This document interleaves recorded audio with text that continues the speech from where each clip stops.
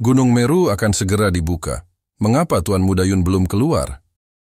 Ding Ling tampak cemas. Dia telah mencoba memasuki istana Tuan Kota beberapa kali, tetapi dia selalu ditolak oleh suatu kekuatan. Dia tidak bisa melangkah lebih jauh. Bai Li Gongjin mengerutkan alisnya dan melihat ke rumah Tuan Kota. Dia berkata, "Sepertinya ini adalah batasan yang sangat kuat. Bahkan saya tidak dapat melihatnya. Tapi Tuan Yun Xiao bukanlah seseorang yang tidak mengetahui batas kemampuannya. Saya pikir dia akan segera keluar."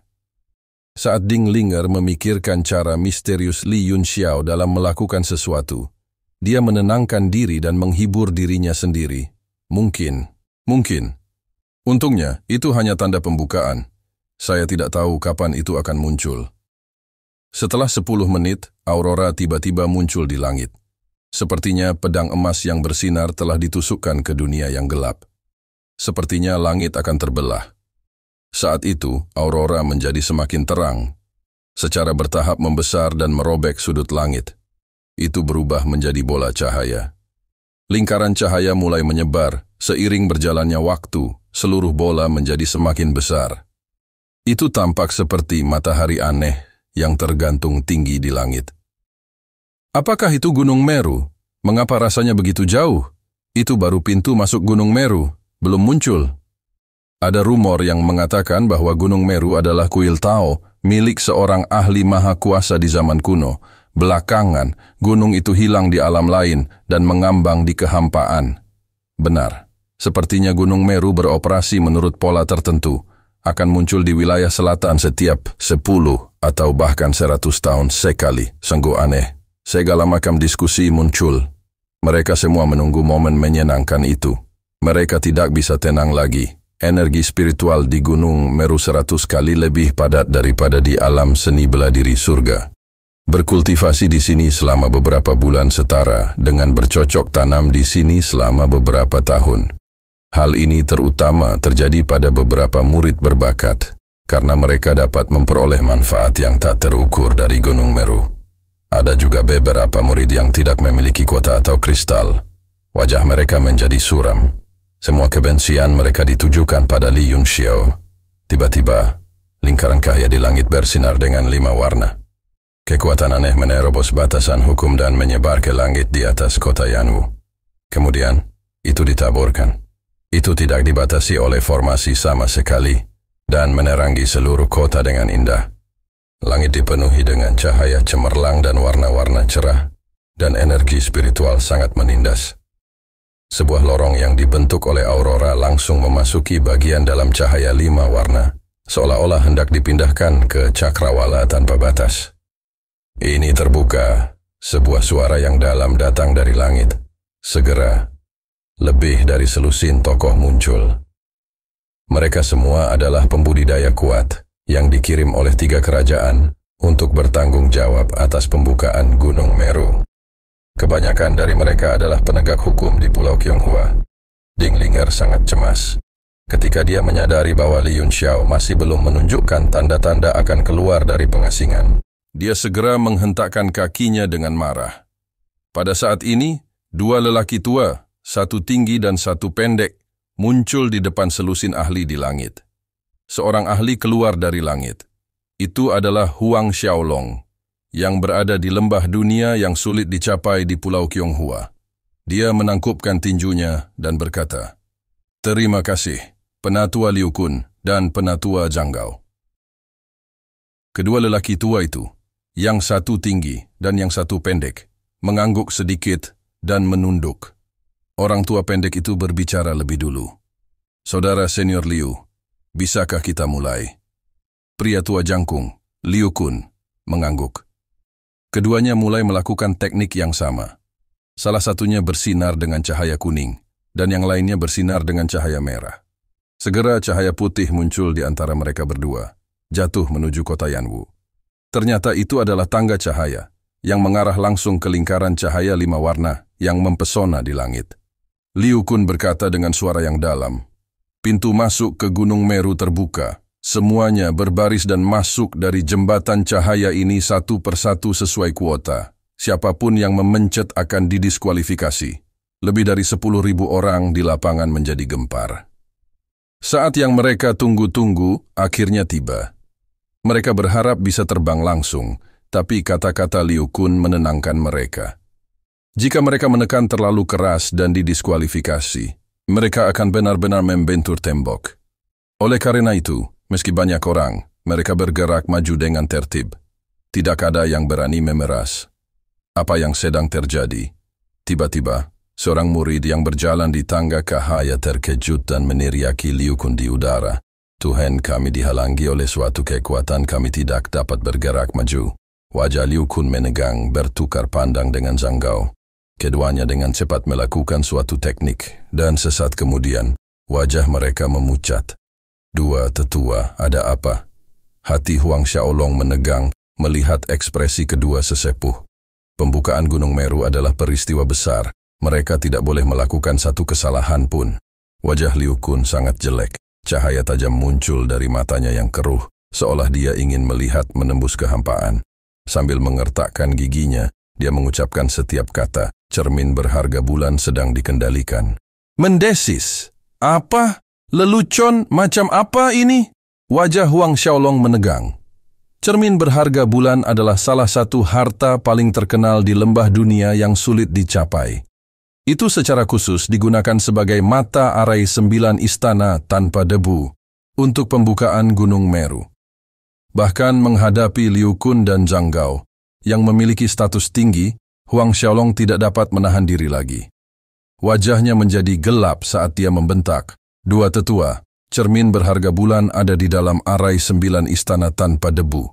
Arai ini selalu berada di bawah kendalimu, tapi sekarang kamu mengatakan bahwa itu dikendalikan oleh seseorang, lelucon yang luar biasa. Baik Liu Kun dan Zhang Gao linglung sejenak, mengingat apa yang terjadi 2 hari lalu. Sepertinya orang itu benar-benar berhasil. Namun arai 9 istana tanpa debu ini hanya digunakan untuk menjaga ketertiban, untuk mencegah kekacauan perkelahian antar kultivator. Apa gunanya orang itu mengendalikan susunan ini? Mungkinkah ada ahli yang tidak mendapatkan kuota mencoba menyabotase susunan karena kekacauan batinnya? Untuk sesaat, wajah Liu Kun dan Zhang Gao sangat jelek. Dua tetua, apa yang harus kita lakukan sekarang? Pencurian arai 9 istana. Tanpa debu hanyalah masalah kecil. Kuncinya adalah bagaimana mengirim kelompok murid ini ke Gunung Meru. Salah satu ahli berbicara. Itu adalah Fang De dari Sekte Surga Tinggi. Dia mengerutkan kening. Saat ini, termasuk kita, semua orang dibatasi oleh susunannya, tidak mampu mengerahkan kekuatan penuh mereka. Mengapa kita tidak bergandengan tangan dan membuat jalan kosong? Sekarang, tidak hanya seluruh wilayah selatan, tetapi seluruh alam seni bela diri surgawi mengawasi kita. Jika kita membuat kesalahan besar, menyebabkan perjalanan ke Gunung Meru ini gagal, bagaimana sekte kita memiliki wajah untuk memantapkan diri mereka di alam seni bela diri surgawi? Saudara Fang De benar.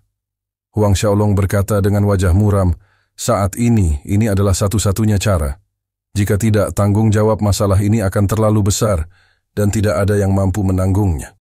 Semua orang setuju, dan saat mereka akan bergandengan tangan, tiba-tiba seberkas cahaya keluar dari kota Yanwu, melesat ke arah lingkaran cahaya. Sesosok tubuh tampan muncul dalam cahaya.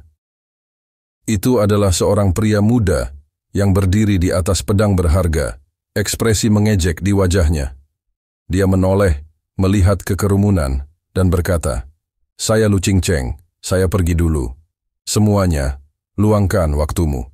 Untuk sesaat, wajah semua orang sangat tidak sedap dipandang, menatap Lu Qingcheng dengan rasa iri, cemburu, dan kebencian. Mereka tidak mengerti bagaimana dia tidak bisa dibatasi oleh susunan, dan langsung melakukan perjalanan melalui kehampaan. Lu Qingcheng sangat bangga pada dirinya sendiri. Dia bukan murid dari wilayah selatan, dan meskipun energi vitalnya dibatasi, pedang berharga tempat dia berdiri adalah pedang suo hijau kelas 7, yang telah disempurnakan menjadi dantiannya oleh para tetua faksi sejak saat itu. Dia masih muda, dan dia sudah menyatu dengan pedang. Senjata kelas 7 sudah cukup untuk menembus ruang angkasa. Meskipun pintu masuk ke Gunung Meru tampak berada di langit, sebenarnya jaraknya sangat jauh dan seseorang harus menerobos ruang angkasa dan melakukan perjalanan melalui kehampaan untuk mencapai sisi lain. Aku belum keluar, jadi siapa bilang kamu boleh masuk dulu? Suara dingin tiba-tiba terdengar di langit dan semua orang terkejut. Secara khusus, Ding Linger dan Bailey Gongjin memandang ke arah langit dengan kaget. Suara itu datang dari Li Yunxiao. Ding Linger terkejut dan dia berteriak tanpa sadar, kali ini, kesalahan ini tidak mungkin disebabkan oleh dia. Bailey Gongjin juga kaget. Bahkan seseorang dengan status tinggi seperti dia pun terkejut dengan tebakan ini. Jika memang demikian, maka itu akan menjadi bencana besar di bawah lingkaran cahaya. Saat suara itu terdengar, ribuan sinar cahaya muncul, berkumpul dan menyebar, berubah menjadi tangan besar yang menutupi langit dan menekan Lu Qingcheng. Pupil mata Lu Qingcheng mengerut, dan pedang suo hijau di bawah kakinya berubah menjadi sinar cahaya hijau, langsung mengembun menjadi bentuk pedang besar yang menyelimuti seluruh tubuhnya dan menyerbu ke arah tangan emas besar itu. Sinar cahaya keemasan dan hijau berbenturan, dan tangan emas besar itu benar-benar menunjukkan tanda-tanda runtuh karena pengaruh sinar pedang.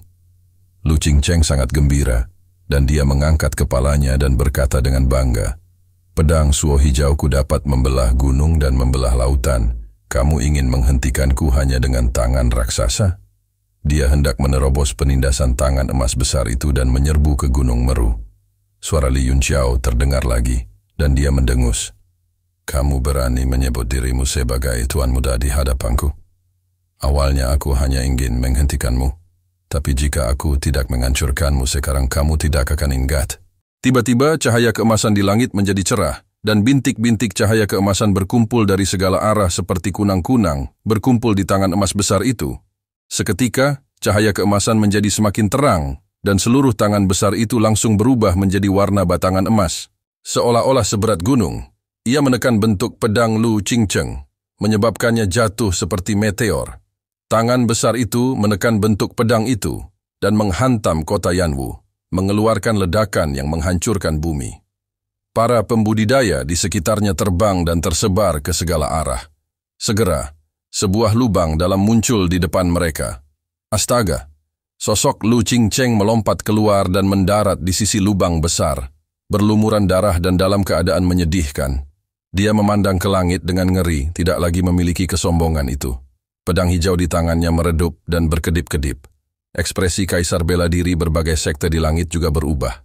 Wajah Fang De juga pucat, dan dia tiba-tiba berteriak, "Apakah Li Yunxiao yang menyebabkan masalah?" Dia berteriak 3 kali berturut-turut, tapi tidak ada jawaban. Ding Linger, yang berada di bawah, merasa sedikit gemetar. Dia sudah yakin 100% bahwa orang itu adalah Li Yunxiao. Orang gila, dia benar-benar orang gila. Dengan cara ini, dia telah benar-benar menyinggung semua faksi di wilayah selatan. Bailey Gongjin juga merasa pusing, seolah-olah dia sudah bisa melihat adegan Li Yunxiao dicincang oleh berbagai faksi besar. Terima kasih sudah menonton dan jangan lupa like, share, dan subscribe guys.